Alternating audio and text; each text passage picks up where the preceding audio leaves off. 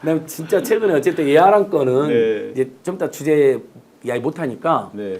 강남의 예하랑에 정말 윤석열 불법 선거상 딱 걸린 거예요. 네. 근데 신호환 교수님이 결정적인 공익제보를 해주신 거고요. 어. 다른 사람들도 그걸 이준석 씨나 이런 사람도 확인해 준 거고.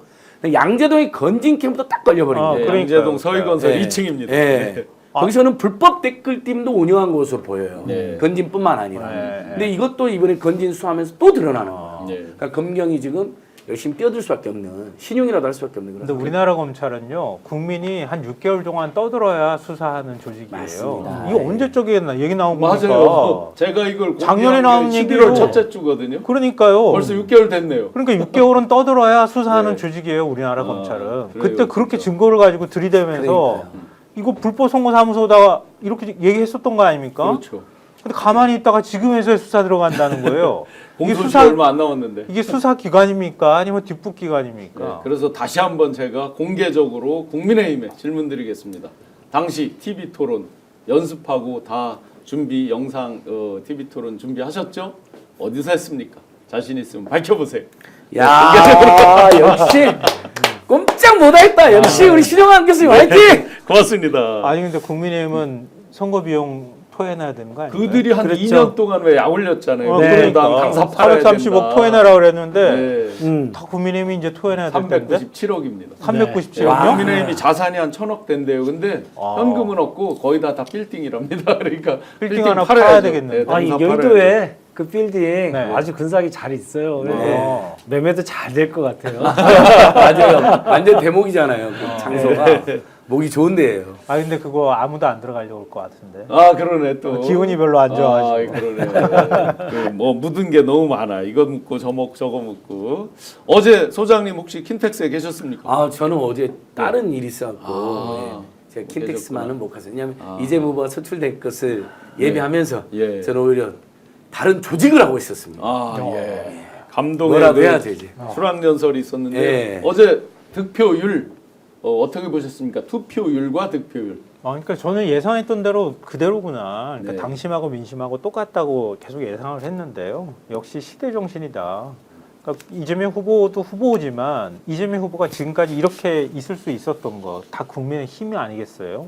그러니까 국민들이 뒷받침해주는 힘에 따라서 이재명 후보가 지금 대선 후보로 선출된 거니까 국민의 힘도 도와줬어요. 똑같네요. 국민의 힘도 있고. 그러게요. 많이 국민들의 힘도 있고 그러니까 그 결과 그대로 반영된 거다. 우리가 예상했던 대로 그냥 9대 0이었다.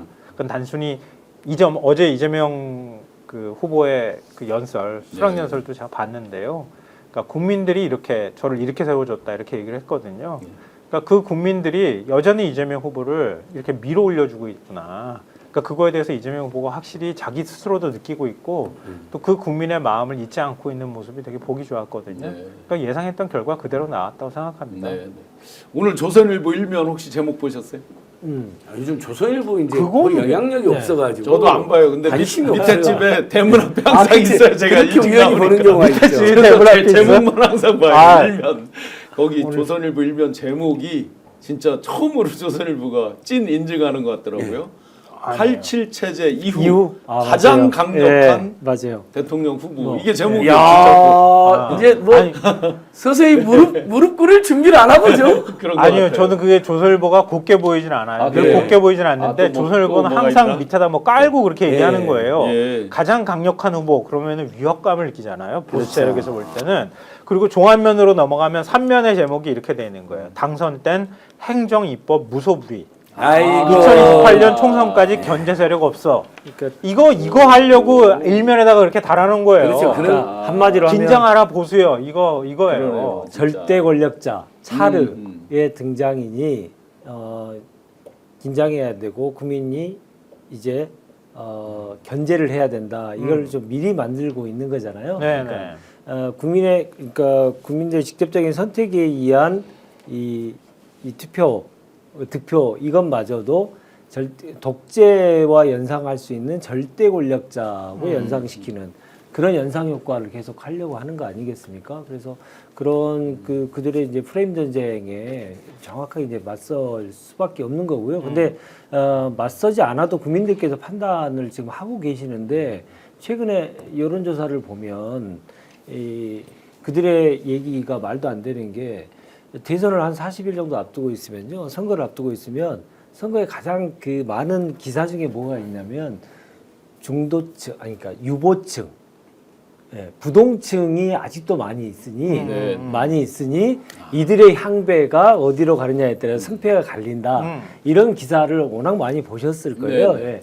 근데 지난주에 나왔던 여론조사, MBS 여론조사 그리고 갤럽 여론조사를 보면 그 모든 흐름이 뭐가 있냐면 유보층이 급격하게 줄었습니다. 네. 예, 급격하게 줄어서 가령 MBS 같은 경우 한 달 전까지만 하더라도 의견 유보층이 30% 중반을 기록했는데 지난주는 10%대로 떨어졌어요. 그러니까 한 달 사이 20% 가까이 떨어졌거든요. 그러면서 이재명 후보의 그 지지율이 42%를 기록했는데 첫 40%를 상회했죠. 네. 그러니까 유보층들의 그 결과들이 이 선택들이 한 후보로 다 집결되고 있는 모습을 흐름을 보였는데 그게 또 갤럽 여론조사에도 똑같은 흐름을 보이고 있습니다. 그래서 국민들의 판단이 분명하게 끝나가고 있는 상황에도 그것을 독재로 연결시키는 그런 흉측한 일을 계속 하고 있기 때문에 우리가